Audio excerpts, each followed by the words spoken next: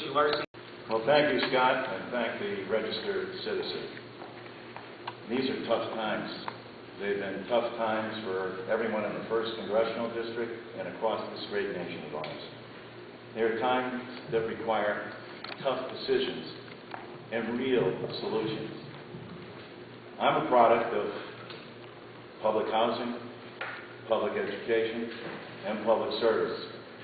But I've owned my own business, and I know what it's like to meet a payroll.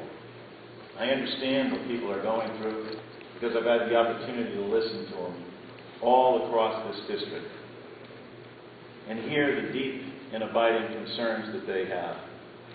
And I know this from the notes I read every day in my office when I return on Friday, how important it is to serve the people, especially in this day and age when you can make a difference. Now, there seems to be a little bit of amnesia from the other side of the aisle. They forgot how we got here.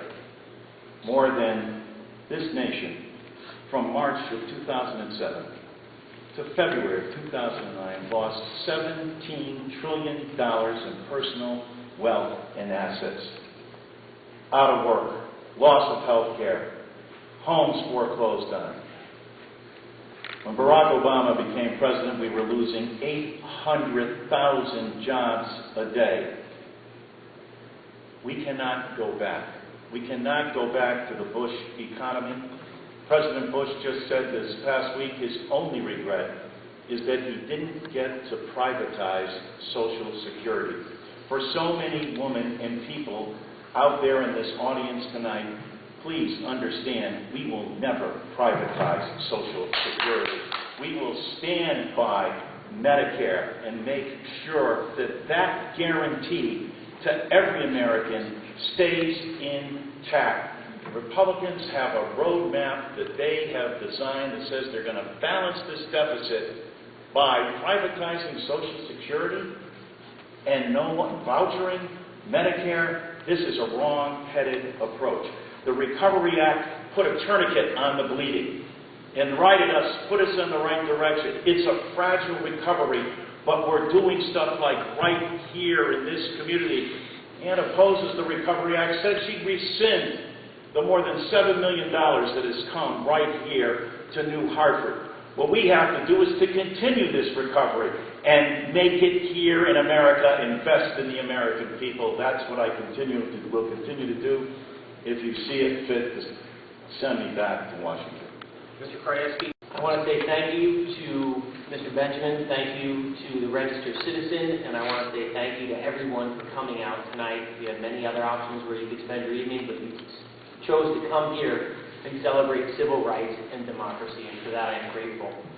My name is Ken Krajewski. I grew up in southern Litchfield County in Watertown, and I spent a good part of my life in northern Litchfield County. After I graduated from Syracuse University with a degree in magazine journalism, I worked for the Republican American, covering Litchfield, Torrington, and Winstead during 1995 and 96. Then in 96, 97, and 98, I was working for the Register Citizen, covering the same towns. But I actually started all the way back in 1989, covering high school sports for both of those newspapers as well. So I've got a Futures Modernization Act. And you voted in favor of that, Congressman Larson. And prior to the Commodity Futures Modernization Act, you missed the vote that repealed Glass-Steagall, which was the Depression-era law, which put a firewall between insurance companies and banks. And so here we are, the Democratic Party is saying, we want to stop this mess, but at the same time, the Democratic Party is hand in hand with the Republican Party creating this mess, because it was Senator Phil Gramm from Texas, who was a Republican, who put this together, and it was a bipartisan, happy, joy thing.